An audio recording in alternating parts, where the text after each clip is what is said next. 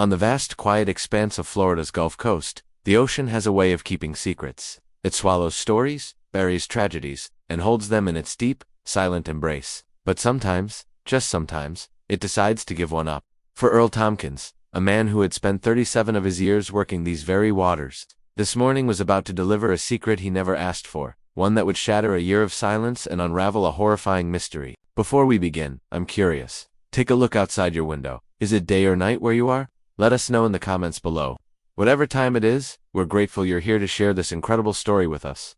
Please, take a moment to like this video and subscribe to our channel so you don't miss the powerful stories we have coming your way. The morning sun blazed overhead. His diesel engine chugged with a steady, reassuring rhythm as the winch on his boat groaned to life. The hydraulic sound, a familiar complaint against the strain. He was pulling up a blue crab trap from 40 feet below, a routine he had performed more times than he could count. Heavy one today, he muttered to himself, squinting against the blinding glare off the water. Good weight usually meant a decent haul, and with crab prices up this season, every single pound counted. The large wire mesh trap finally broke the surface in a cascading torrent of seawater. Earl could see the blue swimmers scuttling frantically inside, their claws raised in a futile, desperate defense. But as the trap swung over the deck, something else caught his eye, a strange unnatural flash of pink among the familiar browns and blues of the sea life. He swung the trap over the sorting table and opened the door, a clicking, chaotic mass of angry crabs spilling out. "What in the hell?" Earl muttered. The device was clearly an iPhone, though its screen was black, dead,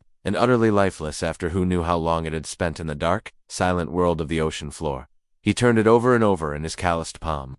A young woman's phone, by the look of the glittery feminine case. These things turned up sometimes.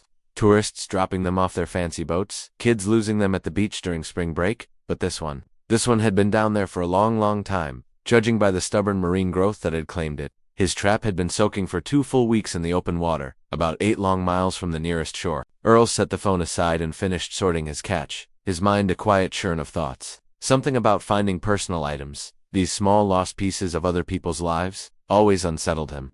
The ocean had a way of holding on to secrets, until, for its own mysterious reasons, it decided to give them up. He found plenty of lost things over his long years. Expensive watches, designer sunglasses, high-tech fishing gear. Once, he'd even found a simple gold wedding ring, which he had dutifully turned into the Coast Guard, wondering about the story of love and loss it represented. By the time he reached the dock at the bustling Goodland Marina, the sun high and hot in the sky, Earl had made his decision. He'd run the phone over to the Collier County Sheriff's Office. Let them figure out what to do with it. As he stood at the evidence counter an hour later, handing over the barnacle-covered phone in a plastic bag, he thought it was just another piece of ocean junk, another lost story. He could not possibly have known that this one waterlogged device, this small, silent piece of technology, was about to shatter a year of desperate, agonizing silence, and reopen a case that everyone, except a grieving father, had long since given up for lost. While Earl Tompkins's discovery was being logged into evidence, Grant Westfall was trying to lose himself in his work.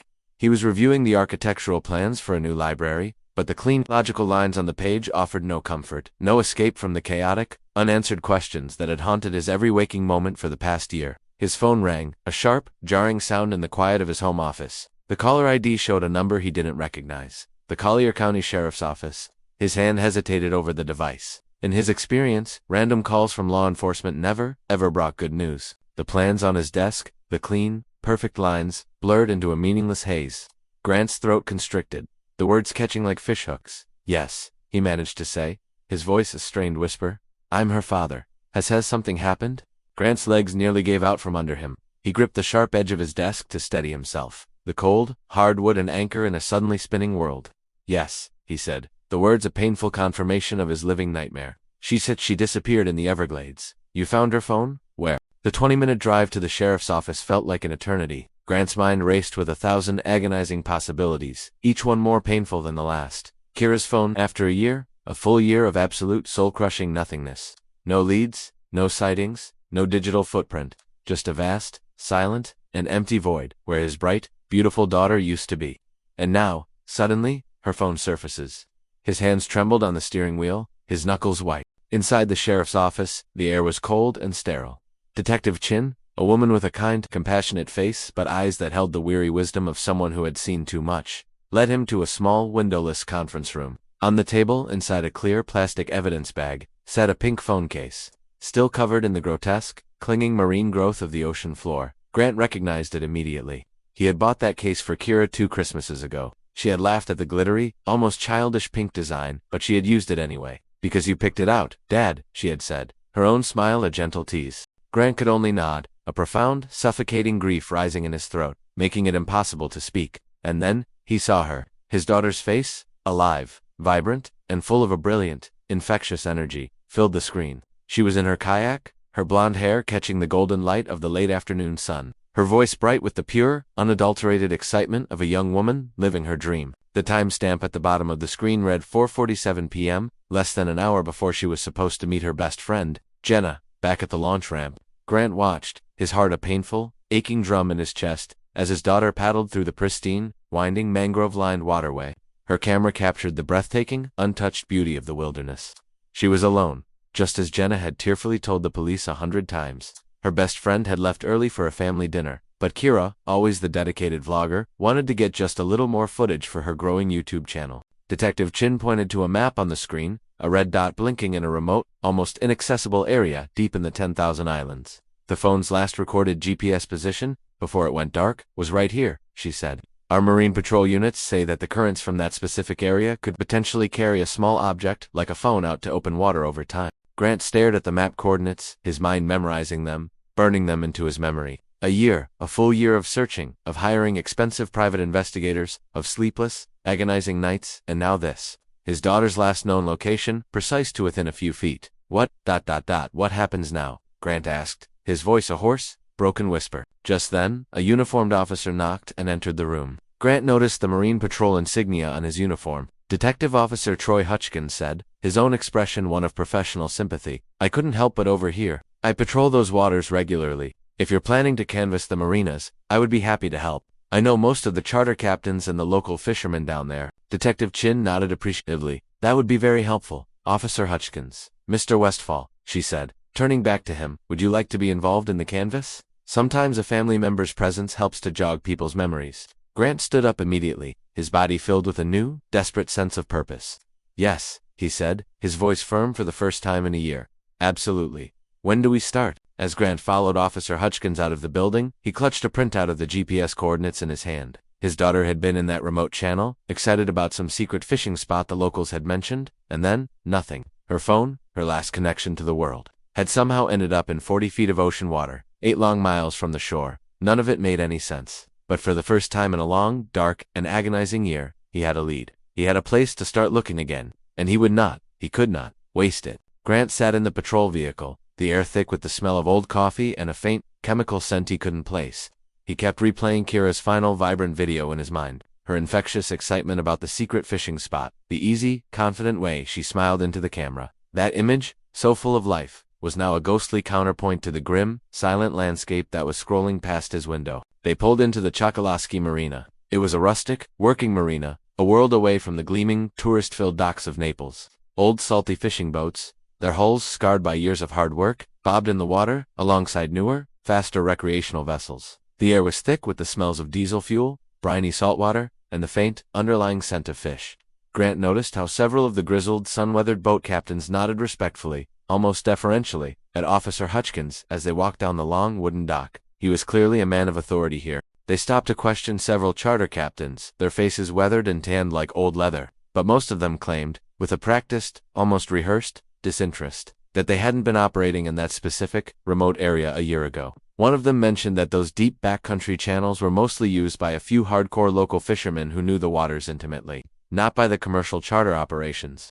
Grant felt his frustration building with each dead end, each shake of the head. Then, Hutchkins stopped abruptly, shading his eyes against the harsh afternoon sun. Grant explained the incredible story of the crab fisherman's discovery. As he spoke, he noticed Corbin exchange a quick, almost imperceptible glance with Hutchkins, a silent, fleeting communication that he couldn't quite read the meaning of. Grant's heart leaped with a new, powerful surge of hope. You would do that." Officer Hutchkins actually smiled, a broad, reassuring smile. "I think that's a great idea. Wade here knows those waters better than our high-tech patrol boats do. If anyone can help you understand what might have happened out there, Mr. Westfall, it's him." They arranged to meet at 7 o'clock the next morning.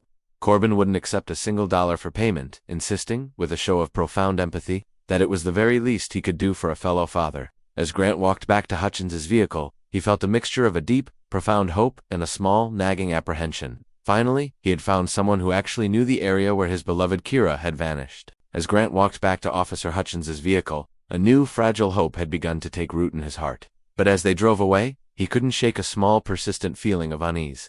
"Good man Wade," Hutchins had said, his voice full of an easy, casual reassurance. "He's helped us out a few times over the years. Knows things about these waters that aren't on any chart." Grant had nodded, watching the marina recede in the side mirror. But Hutchins had paused then, adding a final, chilling warning. "Fair warning, though, Mr. Westfall. After a year, he might find things out there you're not prepared to see. The Gulf doesn't usually give back what it takes." Grant arrived at the marina before the sun, the memory of those words a cold knot in his stomach. Wade Corbin was already on his boat, moving with a quiet, professional efficiency. Grant climbed aboard, his feet landing softly on the deck. He noted the professional setup, multiple high-end rod holders, large industrial-sized fish boxers, and an impressive, almost overwhelming array of advanced electronics at the console. As he stowed his small backpack, his foot caught on a deck plate that seemed slightly loose. Looking down, he noticed that the entire deck was made up of several of these plates, large hatches of some kind. Grant nodded, but something about the compartments seemed off. They were far larger than typical fish storage, and he counted at least 6 separate oversized hatches. The boat also had an unusual, almost suspicious, amount of fuel capacity. He could see multiple, separate fuel gauges on the console. "That's a lot of fuel tanks," Grant commented, trying to sound casual as Corbin started the powerful twin outboard engines. They idled out of the marina, passing the other early morning fishermen who were still preparing their gear. Once they were clear of the no-wake zone, Corbin pushed the throttles forward, and the powerful boat lifted onto a plane. Grant held the printout with the GPS coordinates, his eyes tracking their progress on Corbin's large, bright chart plotter. Grant found himself relaxing slightly as he talked about Kira. He spoke of her YouTube channel, of her deep, infectious passion for showing people the hidden, wild spots of Florida, of her growing subscriber count, and of her ambitious dreams of turning her passion into a full-time career. Corbin seemed genuinely interested, asking smart, informed questions about her camera equipment and her filming techniques. They ran south for 30 minutes, deeper and deeper into the endless, emerald maze of the mangrove islands. Grant watched the GPS on his own phone, noting that they were approaching the coordinates from Kira's last video. His pulse quickened with a mixture of hope and a profound, sickening dread as Corbin finally began to slow the boat. Grant felt his stomach drop. "What do you mean?" Grant wanted to argue, to protest, but Corbin was already turning the boat, his actions leaving no room for debate. They spent the next 2 grueling hours searching the perimeter of what Corbin claimed was the restricted area. Grant used his binoculars to scan the dense, impenetrable mangrove edges for any sign, any color that didn't belong, while Corbin, the seasoned expert, pointed out the complex current patterns and the swirling tidal flows. Around noon, Corbin announced they needed to get fuel. While he was topping off his tanks, Grant noticed that he had barely used a quarter of his massive fuel supply, despite running for hours. When Grant came back out of the small marina store, he saw Corbin at his truck, loading new supplies onto the boat. And among the boxes of water, bottles, and ice, Grant distinctly saw something that made him freeze. Large, bulk packages of feminine hygiene products, several boxes of tampons and pads. It was a reasonable explanation, but something about it felt rehearsed, prepackaged. Grant helped him load the rest of the supplies, his unease growing into a quiet, cold suspicion. Who bought that many feminine products for a simple fishing boat? As Corbin went inside to pay for the fuel, Grant struck up a casual conversation with a young dock worker. "You know Captain Corbin well?" Grant asked. The young man glanced around nervously. "Wade, yeah, he's here pretty regular. Seems like a good captain," Grant said. "I'm thinking about booking a charter with him." The worker's expression shifted, a flicker of something. Fear, caution. He lowered his voice. "Yeah, he knows the water's real good, but, just so you know, he's got friends. Marine patrol guys, they look out for him, if you know what I mean. His boat, it never gets inspected, never gets stopped." Before Grant could ask any more questions, Corbin emerged from the store. The dock worker immediately busied himself with his hose, pointedly avoiding any eye contact. On the long ride back to Chokoloskee, Grant's mind churned. Hidden compartments that seemed far too large for just fish, an almost absurd excess of fuel capacity for a simple charter boat. The bulk packages of feminine hygiene products, and the dock worker's nervous, whispered warning, "He's got friends. Marine patrol guys. They look out for him. His boat never gets inspected." Each detail, by itself, could perhaps be explained away as a harmless eccentricity. But together, they painted a dark, deeply troubling picture. As they tied up at the dock, Corbin helped Grant gather his belongings, his every movement a study in practiced, helpful sincerity. "I hope this gave you some kind of closure," he said, his expression a perfect mask of empathy. "At least now you can understand how the currents work, how her phone could have traveled so far. Sometimes, the not knowing is the worst part." Grant thanked him again for the trip, his mind already racing ahead, formulating a new, and far more dangerous, plan. The restricted area story felt completely wrong. He had seen no official signs, no warning markers indicating a manatee zone, and Corbin's sudden, convenient reluctance to enter the exact coordinates where Kira had been filming seemed far too coincidental. Walking to his car, Grant made a decision. He would rent a small boat tomorrow, a simple skiff, maybe from a different marina, further up the coast. He would tell them he was just a tourist wanting to explore the mangroves. He needed to see that GPS location for himself, restricted or not. His phone buzzed with a text from Officer Hutchkins. How did the search go? Any luck? Grant hesitated before responding. No luck, he typed. Captain Corbin was very helpful though. Thank you again for the recommendation. He didn't mention his suspicions. Not yet, not until he had proof. But as he drove home, the flat, endless landscape of the Everglades blurring past his window, Grant couldn't shake the terrifying, gout-trenching feeling that Corbin's helpfulness was nothing more than a performance. A clever, calculated act to hide something else entirely. The man knew those waters with an unnerving intimacy. He knew every channel, every current, and perhaps, he also knew the perfect places to make someone disappear. Grant barely slept that night, his mind replaying every detail, every lie, every suspicious glance from the boat trip. By 5 a.m., he had made up his mind. He drove not to Chokoloskee but north, to the small, sleepy, Goodland Marina. Far enough away that he wouldn't run into Corbin or any of his known associates. 20 minutes later, as the first pale light of dawn began to bleed across the horizon, Grant was navigating the small skiff through the calm, quiet morning waters. He had programmed Kira's last known GPS coordinates into the navigation app on his phone, using it to guide him deeper and deeper into the emerald, labyrinthine maze of the mangrove channels. The rental boat's small, sputtering motor seemed deafeningly loud in the pre-dawn quiet. As he wound his way through the increasingly narrow, twisting passages, Grant finally began to understand why the locals called it the maze. Every turn, every channel, looked identical, a disorienting, endless wall of twisted, dark mangrove roots rising from the black, still water. Without the cold, logical guidance of the GPS, he knew he would be hopelessly, and perhaps permanently, lost within minutes. The coordinates finally led him into a particularly remote channel, a waterway barely wide enough for two boats to pass. Grant cut the engine, letting the skiff's forward momentum carry him silently through the dark water, and that's when he heard it. The low, unmistakable rumble of diesel engines, idling somewhere just ahead, around the next bend. He quickly grabbed a mangrove root to stop his drift, and listened, his own heart hammering in his chest. It was definitely boats, more than one. Grant tied his skiff off to a thick, gnarled branch and climbed carefully, silently, onto the dense, tangled network of mangrove roots, his boat shoes slipping on the wet, slick bark. He picked his way through the dense foliage, moving with a hunter's caution. Following the sound, through a small natural gap in the leaves, he saw them, and the sight made his blood run cold. There were 3 boats rafted together in a small, perfectly hidden natural bay. One was, indeed, Wade Corbin's second chance. But rafted to it was a marine patrol vessel, its official markings a sickening, jarring sight. And on the other side was another vessel Grant hadn't seen before, a 25-foot Mako with a distinctive blue hull. Wade Corbin was standing on the deck of the patrol boat, talking casually with Officer Hutchins and another officer Grant recognized from the station, a stocky, unpleasant-looking man with a thick mustache named Navarro. They were in the process of transferring heavy, unmarked boxers from the Mako to the hidden compartments on Corbin's boat. Grant pulled out his phone, his hands shaking, and silently switched it to video mode. He zoomed in as much as he could, his camera capturing the faces, the boat registration numbers, the entire illegal transaction. The men seemed relaxed, confident, clearly familiar with this dark, clandestine routine. Grant's hands shook, but he forced himself to remain steady, to keep recording. Human trafficking. The words echoed in his mind, a horrifying explanation for everything he had seen.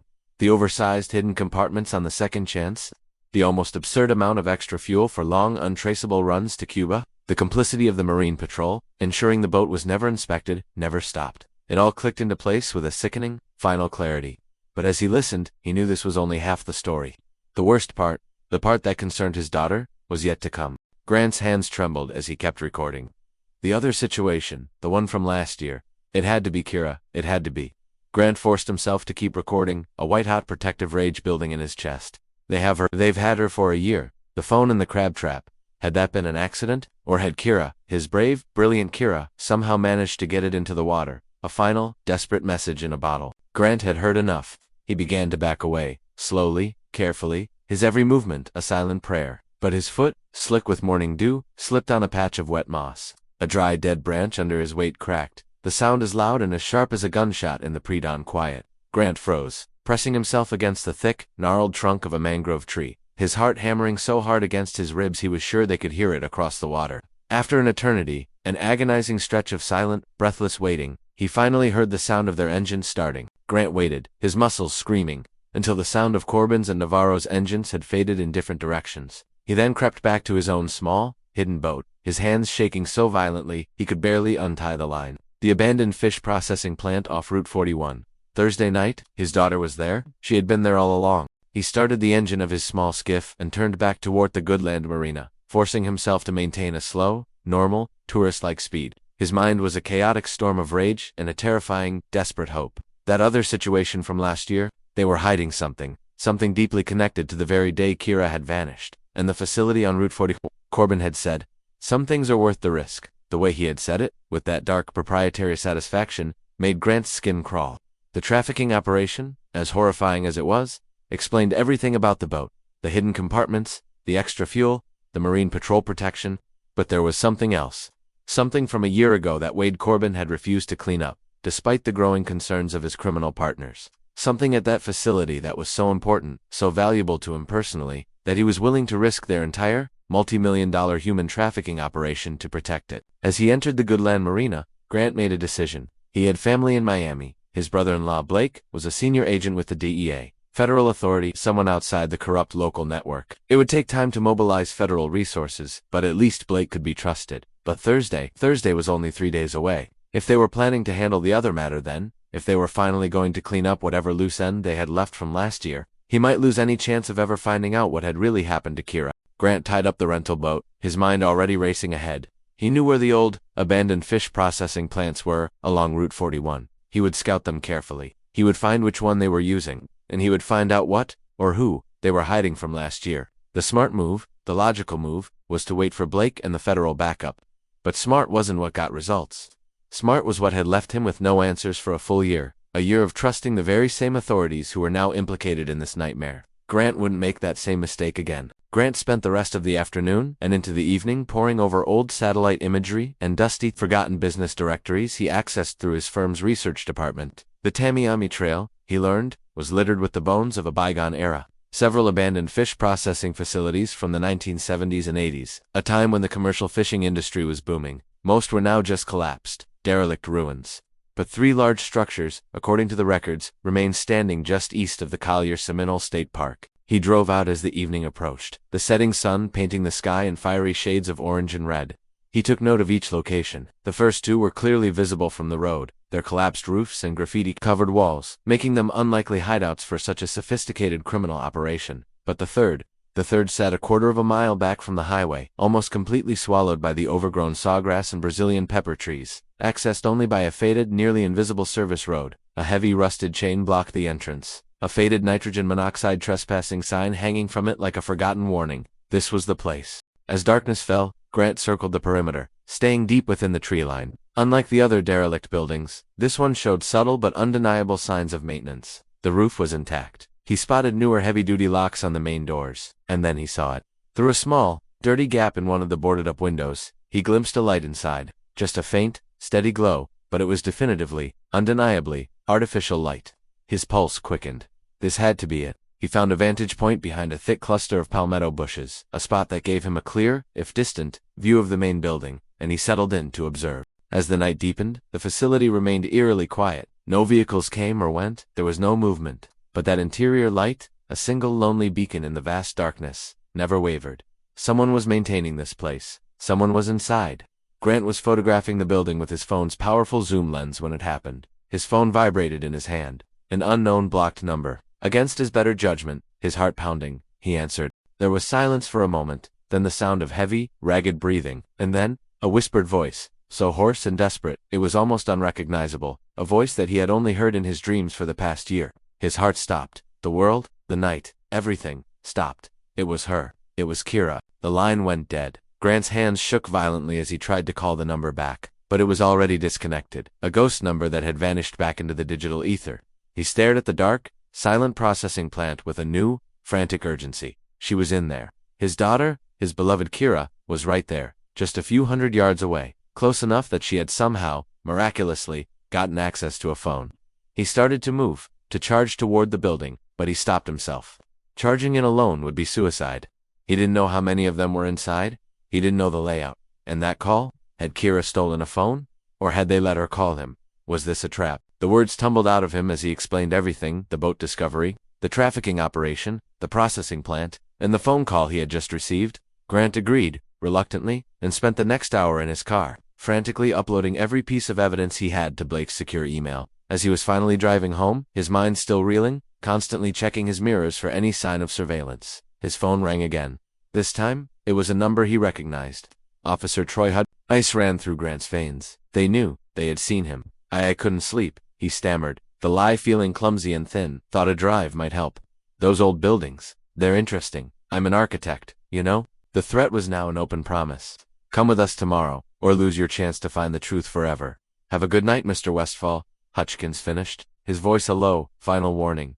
And remember, these waters are dangerous. People disappear out here all the time, even experienced locals. Sometimes they just vanish. The line went dead. Grant's hands trembled as he pulled into his driveway. They knew he was getting close. The phone call from Kira might have been their way of confirming his emotional investment, making sure he'd act predictably. He entered his house cautiously, checking each room. Nothing disturbed, but he couldn't shake the feeling of being watched. At his computer, he saw Blake had responded. Team assembling. Está 0800. Do not engage before we arrive. That's an order? 8 in the morning. But Hutchkins wanted him at noon, and they were moving operations Thursday night. The timeline was tightening like a noose. Grant paced his living room, Kira's voice echoing in his mind. I'm sorry. I'm so sorry. What did she have to be sorry for? What had they made her do? He looked at the clock. 2 a.m. 6 hours until Blake's team arrived. He could wait. Should wait. It was the smart play. But then he thought about Kira in that facility, knowing her father was looking for her. Would they punish her for that phone call? Would Corbin visit her tonight, angry about the increased scrutiny?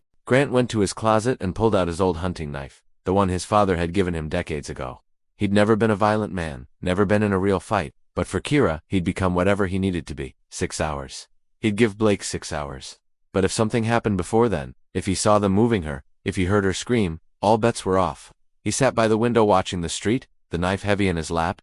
Somewhere out there, men were making plans to move his daughter, to make her disappear forever. Not if he could help it, not again. Grant watched the clock crawl toward 6 a.m., every single minute a new, unique form of torture. Blake had been texting updates throughout the long, dark night. Team assembled, equipment loaded. En route from Miami, just 2 more hours. He had to wait. It was the smart play, the logical play. But then his phone buzzed again. It was a multimedia message, from another unknown, untraceable number. The image that loaded made his blood freeze in his veins. The accompanying text read, "Every hour you delay costs her. Come alone now, or we relocate her, and you will never see her again." He was in his car before any rational thought could stop him. 2 hours was too long. It was an eternity. They were hurting her. They were hurting her because of his investigation, because he was getting too close. Every single second he waited now meant more pain for his daughter. He drove, his foot heavy on the accelerator, calling Blake's number again, but it went straight to voicemail. Grant left a frantic, desperate message with the location of the processing plant, then tossed the phone onto the passenger seat. He couldn't wait. He would not wait. The service road to the facility was unguarded. Grant parked his car behind a thick stand of Brazilian pepper trees and approached on foot. The air was thick with the smell of mold and something worse, something that smelled of human waste and a deep, profound fear. The main processing floor was a vast, dark cave of rusted, silent machinery and cold, damp concrete. Makeshift partitions had been erected, creating smaller, more hidden spaces within the cavernous room. Grant could hear voices somewhere deeper in the building, and he moved toward them, his every sense on high alert, the knife in his hand feeling both foreign and terribly familiar. Through a grimy doorway, he glimpsed the main warehouse section, and the sight made him sick to his stomach. Dozens of dirty mattresses lined the cold, concrete floors. Chains and heavy shackles were bolted to the main support pillars. This wasn't just a way station for their trafficking operation. It was a holding facility, a human prison. How many people had they kept here? How many lives had they destroyed in this terrible, forgotten place? A sound made him turn. A soft, muffled crying, coming from behind a heavy, insulated steel door marked cooler storage. Grant's heart stopped. He tried the handle. It was locked with a heavy, industrial padlock, far too strong for his knife. But the crying inside grew louder, more desperate. "Kira," he whispered, his voice a choked, ragged sound. The crying stopped. And then, a voice, so weak it was barely audible, came from the other side. "Dead." Grant's hands shook violently as he frantically looked around for something to break the lock with. "Well, we're right on schedule." Grant spun around to find Wade Corbin standing 10 feet away, a pistol held casually, almost lazily, in his hand. The captain looked freshly showered and calm, as if this were just another ordinary morning at the office. I had a bet with Troy about whether you'd be smart and wait for your federal backup, or if you'd come charging in like a hero, Corbin said, a cold mocking smile on his face. Looks like I won. He shook his head with a show of false pity. Fathers. So predictable. Grant hesitated for a split second, then complied, the blade skittering across the concrete floor. Grant lunged forward in a blind, protective rage, but Corbin simply raised the pistol, stopping him in his tracks. He chided. You want to see her again, don't you? Then you'll stay put. Footsteps echoed as Hutchins and Navarro entered from another doorway. Both were in their official Marine Patrol uniforms, their service weapons drawn.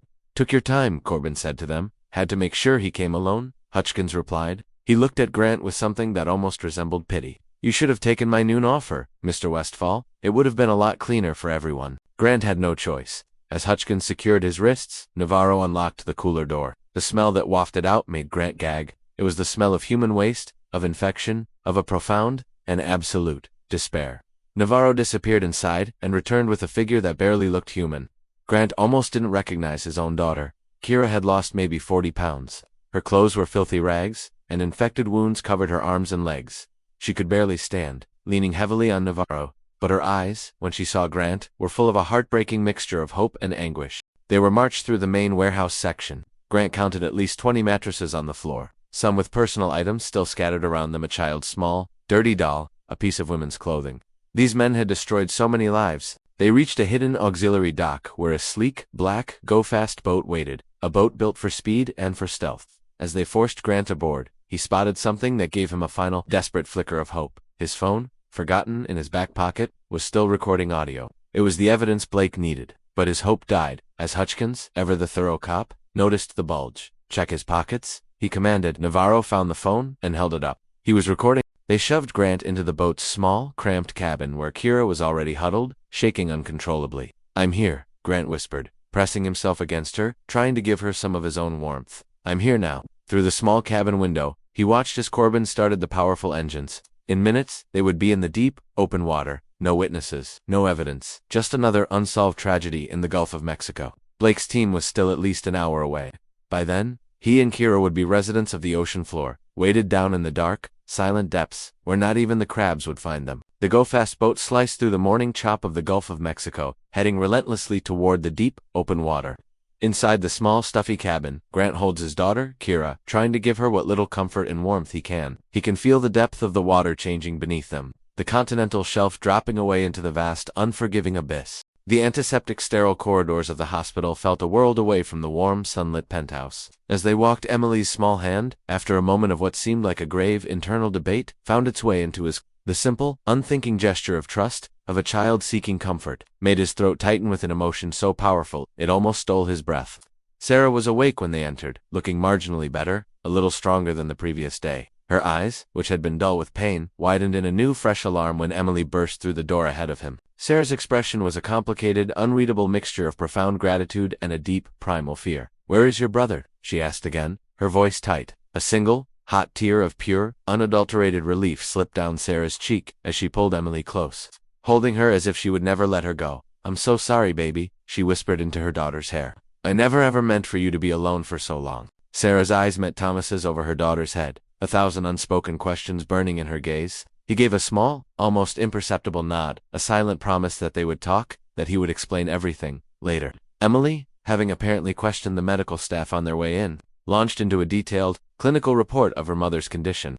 As she spoke, her words full of a precocious understanding of medical terms, Sarah's expression grew increasingly troubled. Once Emily was safely out of earshot, Sarah turned to Thomas, her voice a low, urgent, and terrified whisper. What are you doing, Thomas? Sarah's laugh held no humor. It was a broken, bitter sound. Tell you what? That you were about to become a father. You had just made it very, very clear where your priorities lay, Thomas. Your work, your ambition, your future. I was not going to be the woman who trapped you with a baby you never wanted. A sad, weary understanding dawned on Sarah's face. Charlotte is her first name. Charlotte Emily Wilson. She's always gone by her middle name. She decided when she was 4 that Emily sounded more grown up, more like a writer. The confirmation, so simple and so final, hit Thomas like a physical blow. Emily was his daughter, his child.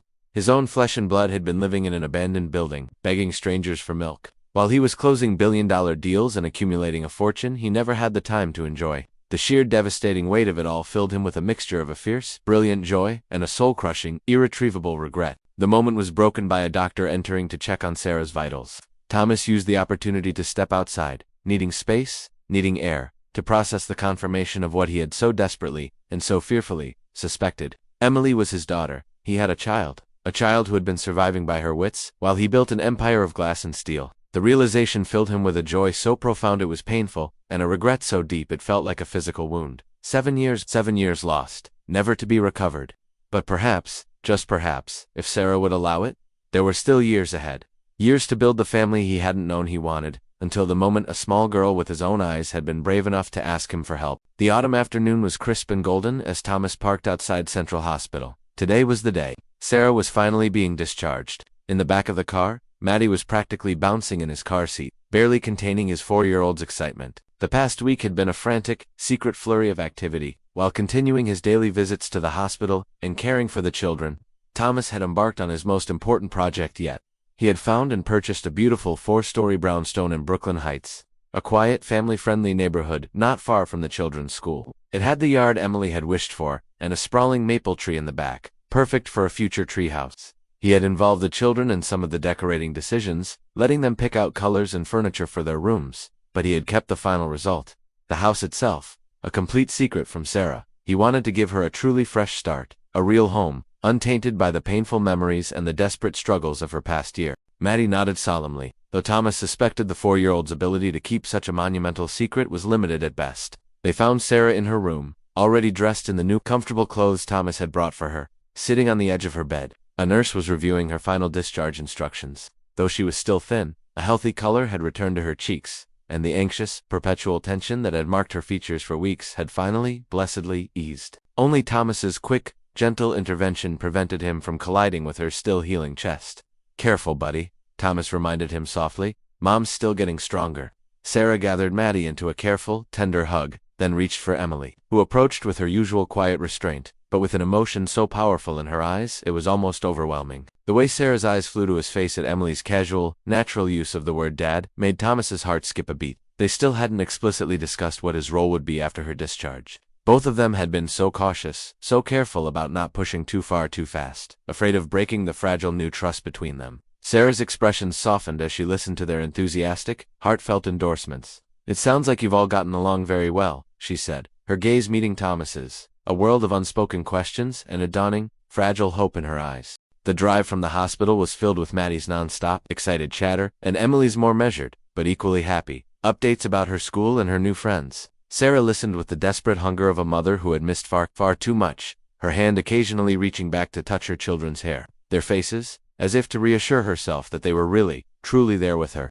20 minutes later, Thomas parked in front of a beautiful 4-story brownstone with a bright, welcoming red door. Window boxes overflowed with vibrant autumn flowers, and a wreath of golden maple leaves adorned the entrance. It looked like a home from a storybook. Sarah's eyes widened even further as she looked from the house to Thomas and back again, her mind struggling to comprehend the sheer scale of his gesture. "You bought a house?" she whispered, "without asking me." Sarah's expression was unreadable as she slowly, cautiously, climbed the steps, leaning on Thomas's arm for support. He unlocked the bright red door and stepped back, allowing her to enter first. The children, unable to contain themselves any longer, rushed ahead, their excited voices echoing through the warm, sunlit interior, eager to show their mother all their favorite features. The main floor held a spacious, open living room that flowed into a beautiful, modern kitchen designed for family gatherings. Upstairs were the bedrooms, Emily's with the promised floor-to-ceiling bookshelves, Matty's with the star-painted ceiling, and Sarah's a quiet, peaceful room overlooking the small backyard where a magnificent maple tree stood, just waiting for a future When the children dashed upstairs to make sure their toys had been arranged to their exact, demanding specifications, Sarah turned to Thomas, her arms crossed protectively across her chest, a familiar defensive posture he knew all too well. The words cost him, but he meant them with every fiber of his being.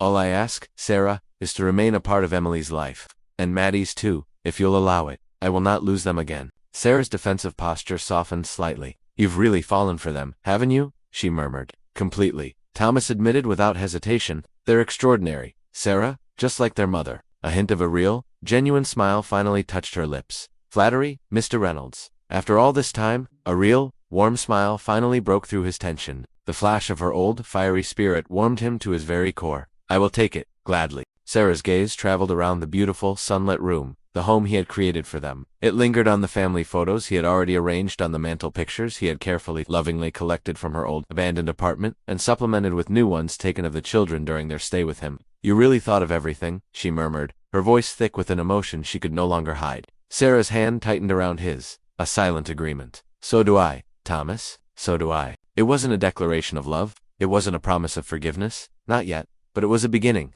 And as the children thundered back downstairs, demanding a full backyard exploration before dinner, Thomas felt a sense of peace, of contentment, that he had never known in all his years of striving and success. This was what mattered. This improvised, imperfect, beautiful family, finding its way together. Whatever challenges lay ahead, they would face them as one. The laughter of her children, pure and unburdened, echoed through the beautiful, empty rooms of the house. It was a sound Sarah hadn't heard in what felt like a lifetime. For a long moment, she just listened, letting the sound wash over her, a healing balm on her wounded spirit. This was all she had ever wanted for them: a home, safety, the freedom to be children. Thomas had given them that.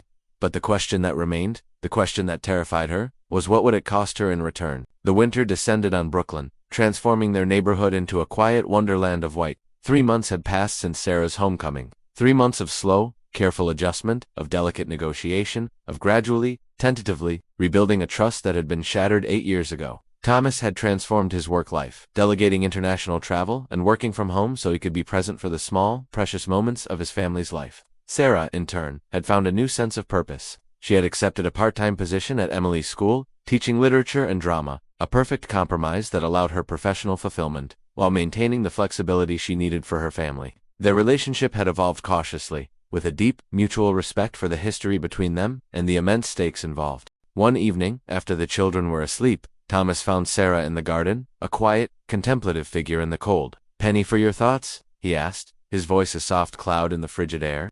Sarah laughed, a real, genuine laugh, and playfully shoved his shoulder.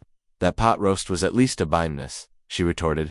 These moments of easy, familiar banter had become more frequent, precious glimpses of the deep connection they had once shared, now remerging through the layers of caution and pain they had built around their hearts. Something in Sarah's expression shifted, a final, profound softening, a surrender of the last line of defense she had so fiercely maintained around her heart. "I've been so afraid," she admitted quietly, her voice thick with an emotion she had held back for so long. "Afraid to trust this, to trust us." Snow began to fall more heavily, delicate, perfect flakes catching in Sarah's hair like tiny scattered stars. The beauty of the moment, this woman he had never stopped loving, illuminated by the soft moonlight in the garden of the home they were so carefully, so hopefully, creating, overwhelmed him. "I love you, Sarah," he said simply, the words a profound, undeniable truth. "I never really stopped." The admission, so long in coming, broke the final invisible barrier between them. Thomas drew her into his arms, his lips finding hers in a kiss that was not about passion, but about promise. A promise of a shared future. The years of separation, of pain, of loneliness, fell away, replaced by the profound, unshakable certainty that they had finally, against all odds, found their way back to where they were always meant to be. The afternoon sun cast long shadows across the garden as their friends, and the children's classmates enjoyed the birthday celebrations. Thomas observed it all with a full heart. This life they'd built from the fragments of their past and the promise of their future. Later that evening, after the guests had departed and the children were in bed, Thomas found Emily sitting on the back steps, her composition book open on her lap. Thomas swallowed hard, returning the journal. "That's beautiful, Emily." She accepted the book, closing it carefully. "Do you ever think about what would have happened if you hadn't been at the store that night?" The question sent a chill through him. How close they had come to never finding each other. "I try not to," he admitted. "Some things are too painful to imagine." Thomas put his arm around her small shoulders. "And that's all that matters." Emily leaned against him, content. "I'm glad it was you, Dad, at the store that night." "So am I, Emily." Thomas pressed a kiss to the top of her head. "So am I." From inside came the sound of Sarah calling them for the traditional birthday evening hot chocolate. As they stood to go in, Emily took Thomas's hand. Thomas knelt to her level, looking into the blue eyes, so like his own. "You already have, Emily, 1,000 times over." Hand in hand, father and daughter walked back into the warmth of their home, where Sarah and Maddie waited. A family brought together by chance, cemented by love, and bound by a promise kept, a promise as simple and profound as a child's earnest words. "I can pay tomorrow," and tomorrow had become today. And today had become forever. The hospital waiting room felt like purgatory. Thomas paced his expensive shoes wearing a path in the linoleum as doctors worked to stabilize Sarah. His mind raced between the woman fighting for her life behind closed doors and her children alone in an abandoned building. unaware that their fragile world hung by a thread. The lie fell easily from his lips, creating an almost physical relief. Whether or not it was true, and he increasingly suspected it might be, claiming this connection gave him the authority to help. Thomas nodded, dismissing the gratitude. Money was the easiest part of this equation. Thomas entered Sarah's room, heart clenching at the sight of her pale face, the tube protruding from her chest. He pulled a chair close to her bed. Sarah's eyelids fluttered, but didn't open. Thomas sat with her until visiting hours ended, then reluctantly left to make arrangements that couldn't wait.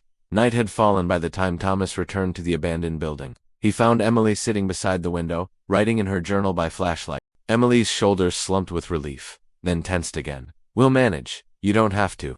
Thomas sat on an overturned crate. "I found a place where you and Maddie can stay until your mom comes home, somewhere safe with heat and running water." Suspicion darkened Emily's expression. "With who?" "With me. We don't even know you. Your mother and I were more than friends, Emily. We were in love once." Emily's eyes widened. "Mom never talks about anyone from before. People sometimes keep painful things private." Thomas chose his words carefully, especially from those they want to protect, like how Mom says Dad is working far away, but really he left and never came back.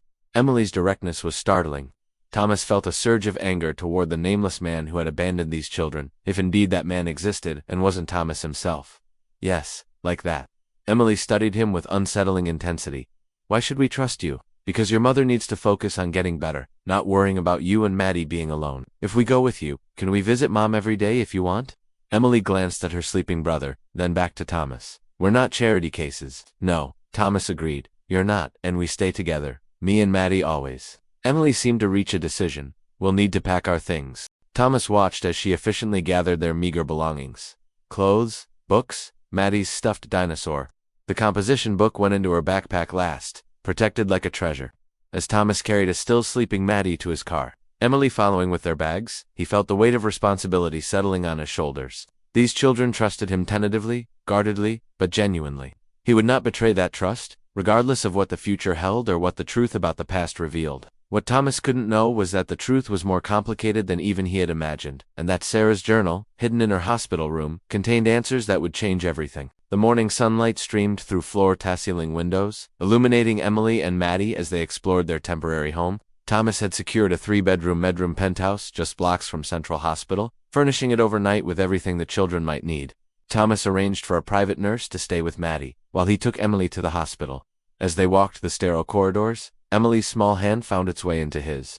The simple gesture of trust made his throat tighten unexpectedly. Sarah was awake, looking marginally better than the previous day. Her eyes widened in alarm when Emily burst through the door. A tear slipped down Sarah's cheek as she pulled Emily close. "I'm so sorry, baby. I never meant for you to be alone so long." "We weren't alone," Emily insisted. "We had each other, and now we have Thomas, too."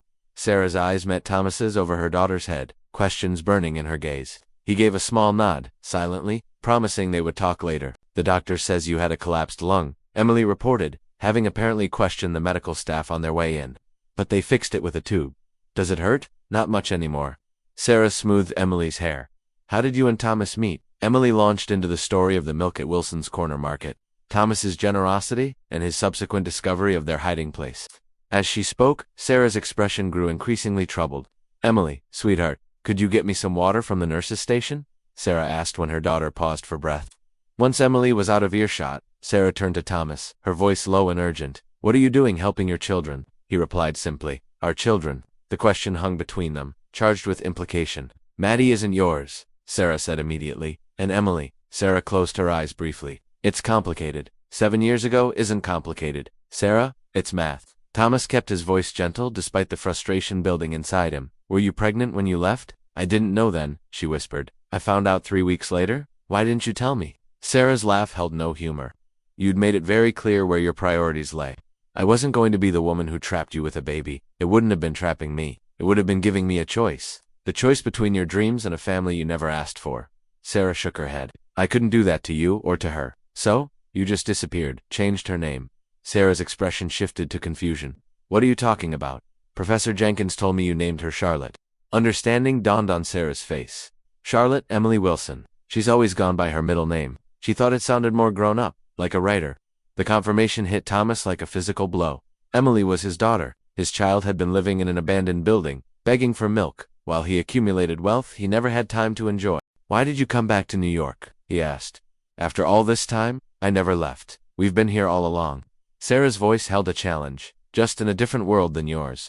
The gulf between their experiences, his rise to wealth and power, her struggle to survive with 2 children, seemed suddenly I want to be part of her life, Thomas said quietly. If you'll let me? Sarah studied him for a long moment. Why? Because of biology, or because you actually care about her? Both, Thomas admitted.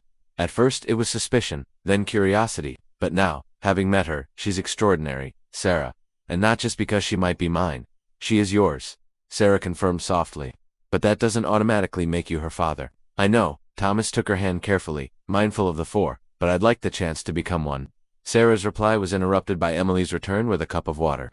The girl looked between them suspiciously. Were you talking about me?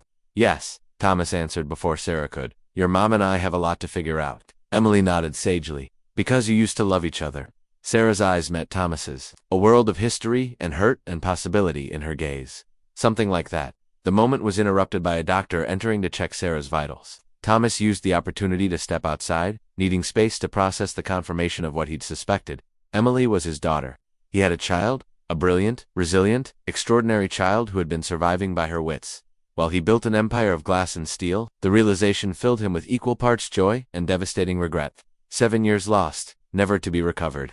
But perhaps, if Sarah allowed it, there were still years ahead to build the family he hadn't known he wanted until now. Days blended into a new routine. Mornings meant breakfast with Emily and Maddie, learning their preferences and habits. Emily liked her toast barely browned. Maddie insisted his eggs couldn't touch his bacon. Thomas found himself looking forward to these discoveries, each one a piece of the puzzle that was his unexpected family. Afternoons were split between the hospital with Sarah and the office, where Thomas delegated everything possible to focus on what mattered most. Evenings were for the children, helping with homework, reading stories, establishing the security they'd lacked for too long. A week after bringing the children home, Thomas sat on the edge of Emily's bed for their nightly ritual of reading a chapter from Anne of Green Gables, Sarah's childhood favorite. Thomas, Emily interrupted as he turned a page. Are you my dad? The question delivered with her characteristic directness caught him off guard. He set the book aside, giving her his full attention. What makes you ask that? Mom looks at you differently than she looks at other people, and you look like me. Emily's fingers touched her own face, tracing features they shared. Plus, I heard you talking at the hospital. Thomas had learned not to underestimate his daughter's perception. Yes, Emily, I am your biological father. Why weren't you with us before? Because I didn't know about you, he answered honestly. And that's my greatest regret. Emily considered this. Did you and Mom have a fight? Not exactly. We made different choices, and those choices took us in different directions. But you're here now. Yes. Are you staying? The vulnerability beneath the question broke his heart. For as long as you and your mom will have me. Emily nodded, accepting his answer with the solemnity that made her seem far older than 7. Maddie's dad isn't coming back. He didn't want to be a dad. Some people aren't ready for that responsibility. Are you? Her blue eyes, his eyes, studied him intently. I'm learning, Thomas admitted every day. This seemed to satisfy her. Can I call you Dad? The question filled his chest with warmth. I'd like that very much. Not all the time, Emily clarified. Just when it feels right. Whenever you're ready. Emily picked up the book, handing it back to him. Chapter 7. Please, Dad. The word hung in the air between them, new and precious. The next morning, Thomas took both children to visit Sarah, whose recovery was progressing steadily. As Emily and Maddie excitedly told their mother about their latest adventures, Thomas noticed how Sarah's gaze continually returned to him, evaluating, questioning. When the children were distracted by a therapy dog visiting patients, Sarah motioned him closer. Emily told me about your conversation, she said quietly. Thomas nodded, uncertain whether to expect anger or acceptance. Are you sure about this? Sarah asked. Being a father isn't something you can delegate or reschedule when work gets busy. I've never been more certain of anything. The truth of it resonated in his core. These past weeks have made me realize what I've been missing. Not just Emily, but a life with meaning beyond the next acquisition or merger. Sarah's expression softened. You've changed. Having your world turned upside down will do that. Thomas smiled slightly. Finding out you have a daughter. Realizing the woman you never stopped loving needs you. It puts things in perspective. Sarah's eyes widened at his admission. Thomas, I'm not asking for anything, he assured her quickly.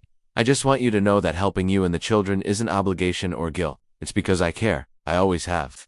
Before Sarah could respond, the doctor arrived with news. Ms. Wilson, your latest tests look excellent. If this progress continues, we can discuss discharge planning next week. The joy on the children's faces was mirrored in Thomas's heart, but as the initial excitement subsided, practical questions emerged. Where will we go? Emily asked later that evening, as Thomas tucked her in. When Mom comes home? The question had been on his mind as well. The penthouse was temporary, a convenient solution in an emergency. But what came next? That depends on what your mom wants, Thomas answered carefully. She wants us to be together, Emily said with certainty. All of us. Does she? Thomas wondered if his daughter was projecting her own wishes. She told me, Emily confided. When you were talking to the doctor, she said she was scared, but also happy that we found you again. Thomas absorbed this information, hope cautiously blooming. Well, we have time to figure it out. Not much time, Emily counted. Mom's coming home soon. True, I should probably start looking for a more permanent place. Emily sat up, suddenly animated, with a yard and maybe a dog. Thomas laughed at her enthusiasm. Those are definitely possibilities. Maddie wants a treehouse, she added. And I want a library, a real one with ladders. Anything else? Thomas asked, amused by her growing wish list. Emily's expression turned serious. Just us together. The simple wish echoed Thomas's own deepest desire. I'll do everything I can to make that happen. As he left Emily's room, Thomas found himself facing the most important negotiation of his life. Not for a business deal, but for a second chance at the family he'd almost lost before knowing they existed. Sarah was coming home. The question was, where would home be, and would there be room in it for him? The autumn afternoon was crisp and golden as Thomas parked outside Central Hospital. Today was the day. Sarah was finally being discharged after 112 days of hospitalization. Do you think Mom will like the surprise? Maddie bounced in his car seat, barely containing his excitement. I hope so, Thomas replied, sharing a conspiratorial glance with Emily in the rearview mirror. The past week had been a flurry of activity. Thomas had found and purchased a brownstone in Brooklyn Heights, not far from the children's school, with the yard Emily wanted and plenty of room for all of them. He'd involved the children in decorating decisions, but kept the final result a secret from Sarah, wanting to give her a fresh start, untainted by her struggles of the past year. Remember? Emily instructed her brother as they entered the hospital. It's a surprise, so no hints. Maddie nodded solemnly, though Thomas suspected the 4-year-old's ability to keep secrets was limited at best. They found Sarah dressed and sitting on the edge of her bed, a nurse reviewing discharge instructions. Though still thin, color had returned to her cheeks, and the anxious tension that had marked her features for weeks had eased. Mommy. Maddie launched himself at her, only Thomas's quick intervention preventing him from colliding with her still healing chest. Careful, buddy, Thomas reminded him gently. Mom's still getting stronger. Sarah gathered Maddie into a careful hug, then reached for Emily, who approached with more restraint but equal emotion. I've missed you so much, Sarah whispered, kissing the tops of their heads. We missed you too, Emily replied. But Thomas, Dad, took good care of us. The way Sarah's eyes flew to his face at Emily's casual use of Dad made Thomas's heart skip. They hadn't discussed what his role would be after Sarah's discharge, both of them cautious about pushing too far, too fast. He did. Did he? Sarah's tone was light, but Thomas caught the question beneath. He makes funny pancakes, Maddie reported, with faces. And he never forgets to check my homework, Emily added, even when he has important meetings. Sarah's expression softened as she listened to their enthusiastic endorsements. It sounds like you've all gotten along well. We have, Thomas confirmed, meeting her gaze steadily. But we've missed you, Dad. The drive from the hospital was filled with Maddie's nonstop chatter and Emily's more measured updates about school and friends. Sarah listened with the hunger of a mother who had missed too much, her hand occasionally reaching back to touch her children, as if reassuring herself they were really there. This isn't the way to the penthouse, she noted as Thomas turned onto the Brooklyn Bridge. We're not going to the penthouse, he replied, exchanging a grin with Emily. Thomas? Sarah's voice held a note of warning. What have you done? Just wait and see, Mom, Emily urged. It's a good surprise. Good. 20 minutes later, Thomas parked in front of a 4-story brownstone with a bright red door. Window boxes overflowed with autumn flowers, and a wreath of golden leaves adorned the entrance. What is this place? Sarah asked as Thomas helped her from the car. Home, he answered simply, if you want it to be. Sarah's eyes widened as she looked from the house to Thomas and back again. You bought a house without asking me? He asked us. Emily piped up. Maddie picked the red door, and Emily picked the neighborhood because it has the best library, Thomas added. But if you don't like it, we can find somewhere else. This is just an option. Sarah's expression was unreadable as she slowly climbed the steps, leaning on Thomas's arm for support. He unlocked the door, stepping back to let her enter first. The children rushed ahead, eager to show their mother all their favorite features. Thomas followed more slowly, giving Sarah space to absorb each room at her own pace. The main floor held a spacious living room that opened to a kitchen designed for family gatherings. Upstairs were bedrooms for each of them. Emily's with the promised bookshelves, Maddie's with a star-patented ceiling. Sarah's overlooking the small backyard where a maple tree stood ready for a future treehouse. The top floor held Thomas's home office and a guest room. There's a garden, Emily announced, leading her mother to the back windows. And Thomas says, we can plant vegetables in the spring. Thomas says a lot of things, Sarah murmured, but without heat.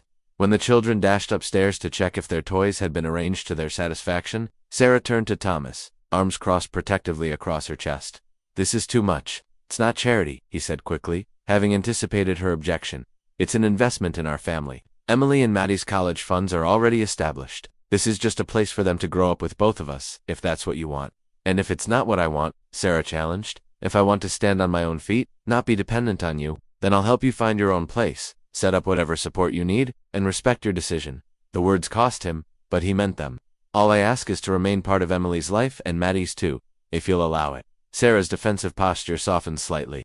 "You've really fallen for them, haven't you?" "Completely," Thomas admitted. "They're extraordinary, Sarah, just like their mother." A hint of a smile touched her lips. "Flattery, Mr. Reynolds. Just truth." Thomas took a careful step closer. "I know I have no right to ask for a second chance. I know 7 years is a long time, and we're different people now. But these past weeks with the children, with you, have shown me what matters. And it's not what I thought it was when I was 23 and too ambitious for my own good." Sarah's eyes glistened with unshed tears. "What if we try and it doesn't work? The children are already attached to you. I can't put them through another loss." "Then we make sure it works," Thomas said simply. "Day by day, problem by problem together." "It won't be easy," Sarah warned. "I'm not the carefree girl you knew in college. Being a single mother changes you, and I'm not the driven young man who thought success meant sacrificing everything else." Thomas reached for her hand, relief flooding through him when she didn't pull away. "We start fresh. Get to know each other again. No pressure, no expectations, just possibility." From upstairs came the sound of children's laughter, a backdrop to the moment hanging between them. "One condition," Sarah said finally. "I go back to work when I'm stronger. I need my independence, of course, and I pay my share of expenses." "That's 2 conditions," Thomas pointed out, smiling. "Take it or leave it, Reynolds." The flash of her old spirit warmed him to his core. "I'll take it gladly." Sarah's gaze traveled around the home he'd created for them, lingering on the family photos already arranged on the mantel, pictures Thomas had carefully collected from Sarah's old apartment and supplemented with new ones taken during the children's stay with him. "You really thought of everything," she murmured. "Not everything," Thomas admitted. "I'm still learning, but I want to get it right, Sarah, for all of us." Sarah's hand tightened around his. "So do I." It wasn't a declaration of love or forgiveness, not yet, but it was a beginning. And as the children thundered back downstairs demanding a backyard exploration before dinner, Thomas felt a contentment he'd never known in all his years of success. This was what mattered. This improvised, imperfect family finding its way together. Whatever challenges lay ahead, they would face them as one. Winter descended on Brooklyn, transforming their neighborhood into a wonderland of white. 3 months had passed since Sarah's homecoming. Months of adjustment, negotiation, and gradually rebuilding trust. Thomas sat at the kitchen island reviewing quarterly reports while keeping an eye on Maddie, who was constructing an elaborate tower of blocks nearby. The domestic scene would have been unrecognizable to his former self, the high-powered executive working from home so he could be present for his family. Sarah followed more sedately, carrying grocery bags and smiling at their daughter's enthusiasm. The last 3 months had restored her health and confidence. She'd accepted a part-time position at Emily's school, teaching literature and drama, a compromise that allowed her professional fulfillment, while maintaining flexibility for family needs. Their relationship had evolved cautiously with respect for the history between them and the stakes involved. They shared parenting responsibilities and household management, but maintained separate bedrooms. Thomas was careful never to push, allowing Sarah to set the pace of their reconnection. That evening, after the children were asleep, Thomas found Sarah in the garden wrapped in a heavy cardigan despite the cold, staring at the star-filled sky. These moments of easy banter had become more frequent, glimpses of the connection they'd once shared emerging through the layers of caution they'd built. "I had a call from Richard today," Thomas said, referring to his business partner. "The Singapore expansion is ready for final approval." Sarah's expression grew guarded. "Will you need to travel?" "Normally, yes. For several weeks." Thomas watched her face carefully. "But I'm not going." "Oh, Thomas, you can't just abandon your company's biggest project." "I'm not abandoning it. I'm delegating." He turned to face her fully. "Richard is more than capable of handling the launch. I'll join by video conference for the essential meetings." Sarah studied him with the penetrating gaze that had always seen through his defenses. "Are you sure about this? 6 months ago, nothing would have kept you from being there in person. 6 months ago, I didn't understand what I was missing." Thomas gestured toward the house where their children slept. All of this matters more." Sarah was silent for a long moment. "I never wanted you to give up your dreams for us." "I'm not giving up anything," Thomas said firmly. "I'm choosing. There's a difference. And if someday you resent that choice?" The question revealed her deepest fear, that history would repeat itself, that ambition would once again drive a wedge between them.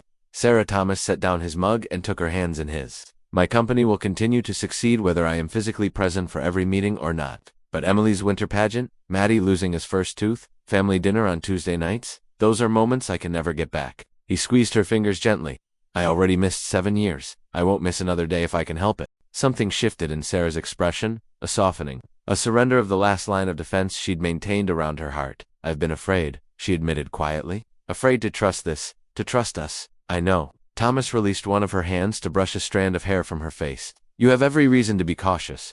I failed you once, failed Emily, before I even knew her. We both made mistakes, Sarah acknowledged. I should have told you about the pregnancy. What matters is now, Thomas said, and our future, if you want one, together. Snow began to fall, delicate flakes catching in Sarah's hair like stars. The beauty of the moment, this woman he'd never stopped loving, illuminated by moonlight in the garden of the home they were creating, overwhelmed him. The admission broke the final barrier between them. Thomas drew her into his arms, his lips finding hers in a kiss that held the promise of their shared future. The years of separation fell away, replaced by the certainty that they had found their way back to where they were always meant to be. Inside the house, unnoticed by either of them, Emily watched from her bedroom window, a satisfied smile spreading across her face. Her family was complete at last. Spring blossoms filled the brownstone's tiny backyard as Thomas stood beside the newly constructed treehouse, supervising as Mati and his friends climbed the ladder for its inaugural expedition. Careful on those steps, he called, parental worry now, as natural as breathing. 1 year had passed since that fateful night at Wilson's Corner Market. 1 year since a child's request for milk had changed all their lives irrevocably. Today they were celebrating not just Emily's 8th birthday, but their first full year as a family. Thomas watched as Sarah laughed with the other parents, at ease in her role as hostess. Their journey hadn't been without challenges. Merging two independent lives, navigating co-parenting, rebuilding trust. Each step had required patience and compromise, but the rewards had been immeasurable. 3 months earlier, Sarah had officially become Mrs. Reynolds in a small ceremony in their backyard with Emily as maid of honor and Maddie as ring bearer. The children had been ecstatic. Emily because she'd helped plan every detail, and Maddie because, in his words, now we're a real family forever. Later that evening, after the guests had departed and the children were in bed, Thomas found Emily sitting on the back steps, her composition book open on her lap. Thomas swallowed hard, returning the journal. That's beautiful, Emily. She accepted the book, closing it carefully. Do you ever think about what would have happened if you hadn't been at the store that night? The question sent a chill through him. How close they had come to never finding each other. I try not to, he admitted. Some things are too painful to imagine. Emily nodded sagely, like parallel universes in science class. In another universe, we never met you, but in this one, we did. Thomas put his arm around her small shoulders. And that's all that matters. Emily leaned against him, content. I'm glad it was you, Dad, at the store that night. So am I, Emily. Thomas pressed a kiss to the top of her head. So am I. From inside came the sound of Sarah calling them for the traditional birthday evening hot chocolate. As they stood to go in, Emily took Thomas's hand. Thomas knelt to her level, looking into the blue eyes, so like his own. You already have, Emily, 1,000 times over. Hand in hand, father and daughter walked back into the warmth of their home, where Sarah and Maddie waited. A family brought together by chance, cemented by love, and bound by a promise kept, a promise as simple and profound as a child's earnest words. I can pay tomorrow, and tomorrow had become today. And today had become forever. The ghost boat sliced through the morning chop as they headed toward open water. Grant could feel the depth changing beneath them, the continental shelf dropping away into the deep gulf. Through the cabin's salt-hazed window, he watched Corbin at the helm, Hutchkins beside him, studying a GPS. Another 10 minutes to the drop zone, Hutchkins called over the engine noise. Navarro appeared in the cabin doorway, checking on his prisoners. Grant noticed the officer's holster was unnapped, hand resting on his service weapon. These men had done this before. They knew the routine. Beside him, Kira's breathing grew more labored. She leaned against his shoulder, and he could feel the fever radiating from her skin. Whatever infections she developed in that hellhole were winning. Grant's rage burned white-hot, but he forced it down. Anger wouldn't save them, he needed to think. The boat began to slow. Through the window, Grant saw nothing but empty ocean in every direction. Perfect place for bodies to disappear. All right, bring them up, Corbin commanded. Navarro hauled Grant to his feet, then grabbed Kira roughly. She cried out in pain, and Grant instinctively moved to protect her despite his bound hands.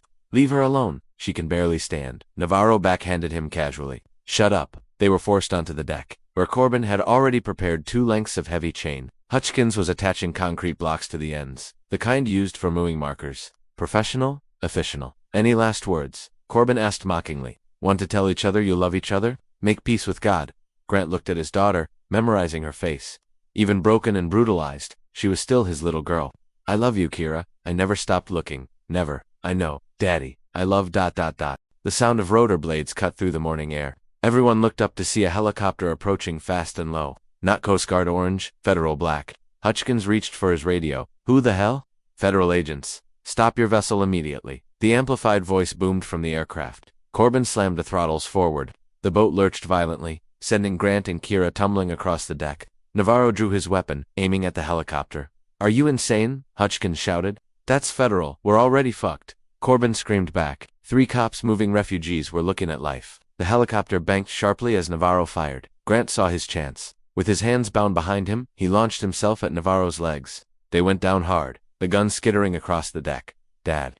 Kira's scream pierced through everything. Grant rolled to see Corbin, dragging her toward the stern, one arm around her throat. He had the concrete block in his other hand. Back off, or she goes overboard. Corbin shouted at the helicopter. More boats appeared on the horizon. Federal response vessels converging from multiple directions. The trap Blake had promised was closing. Hutchkins made a calculation and dropped his weapon, hands raised. I surrender. I'll testify, you coward. Navarro struggled to his feet, diving for his gun. Grant kicked desperately, catching Navarro in the ribs. The corrupt cop stumbled, but kept moving. Just as his fingers touched the weapon, a sniper's bullet from the helicopter caught him center mass. He crumpled instantly. Stop the boat, the amplified voice commanded. You are surrounded. Corbin looked wildly between the approaching vessels and Kira in his grip. Grant saw the decision in his eyes. If he was going down, he'd take her with him. No. Grant lurched to his feet. Corbin shoved Kira toward the stern rail. The concrete block went over first, its chain unspooling rapidly. In seconds, it would pull her under. Grant didn't think, he just moved, hands still bound. He slammed into Corbin with every ounce of desperate strength. They hit the deck hard, rolling toward the edge. The chain was almost taut. Grant saw Kira trying to resist, but she was too weak. The weight would drag her over in seconds. Blake Torres fast roped from the helicopter onto the deck, tactical gear and rifle ready. His shot was precise. Corbin's shoulder exploded in red. The captain's scream was cut short as Blake's boot connected with his jaw. Another agent dove for Kira, grabbing her just as the chain went tight. He produced bolt cutters, severing the links in one smooth motion. Clear. Suspects down. We need medical immediately. Grant felt hands cutting his zip ties. He crawled to Kira, gathering her in his arms as Federal agents swarmed the boat. She was conscious, but fading, her body finally giving in to a year of abuse. A medical helicopter thundered overhead, preparing to lower a basket. Grant held Kira tighter, feeling her heartbeat against his chest. Weak but steady alive. Hutchkins sat in Federal custody, already spilling everything he knew. Corbin writhed on the deck as medics worked on his shoulder. His reign of terror finally ended. The man who kept Grant's daughter as a personal toy would never touch her again. As the medical team prepared Kira for transport, she gripped Grant's hand with surprising strength. Don't leave me, she pleaded, reverting to the little girl who used to be afraid of the dark. Never again, Grant promised. Where you go, I go. The rescue basket lifted them together toward the medical helicopter. Below, the go-fast boat swarmed with Federal agents. Evidence teams were already documenting everything. In the distance, more helicopters converged on the shoreline. The processing plant, the marina, every location from Grant's desperate investigation was being raided simultaneously. Blake had mobilized an army. As they rose into the morning sky, Grant looked down at the boat where he'd almost lost everything. The chains and concrete blocks meant for him and Kira lay abandoned on the deck, monuments to what nearly was. But they'd survived. Against all odds, through a year of hell, his daughter had held on long enough for him to find her. The nightmare was over. The healing could finally begin. The fluorescent lights of Naples Community Hospital's ICU cast harsh shadows across Kira's face. Grant hadn't left her bedside in 18 hours, watching the steady rise and fall of her chest. Ives delivered antibiotics for the multiple infections ravaging her body. Malnutrition had stolen 43 pounds from her frame. The psychological evaluation would come later, but the physical damage alone was staggering. Blake Torres entered quietly, his D-badge clipped to his belt. She's stable for now. Grant didn't look away from his daughter. The doctors say it'll be a long recovery. Months, maybe years. She's strong like her old man.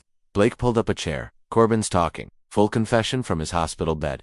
Turns out he's more afraid of Cuban cartel retaliation than federal prison. Tell me. The operation was moving 15 to 20 refugees per trip at $30,000 a head. That's $450,000 gross split between Corbin, the 2 cops, and their Cuban partners. Been running for 3 years. Grant's jaw tightened, and Kira, wrong place, wrong time. She paddled into that channel just as they were transferring a boat full of refugees, had her camera pointed right at them. Corbin saw the red recording light. He rammed her kayak, knocked her into the water.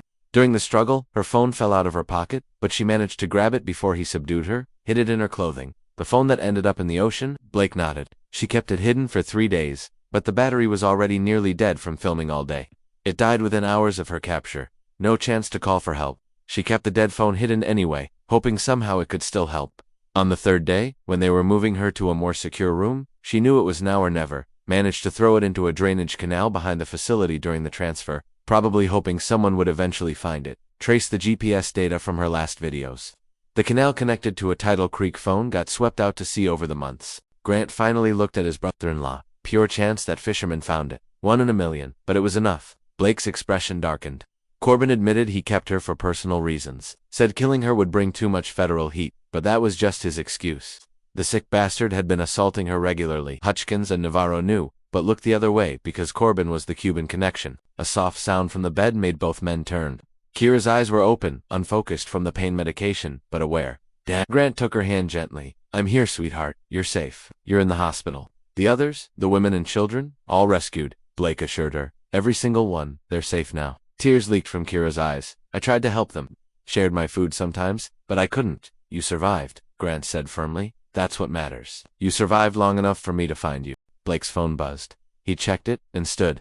Federal prosecutors here. Corbin and Hutchins are both pleading guilty in exchange for testimony about the Cuban connections. They're looking at 25 to life. Would have been death penalty if Navarro had survived. He squeezed Grant's shoulder. I'll handle the legal stuff. You focus on her. After Blake left, Grant studied his daughter's hollow face. The vibrant adventure blogger was gone, replaced by a survivor of unimaginable trauma. But she was alive. Everything else could be rebuilt.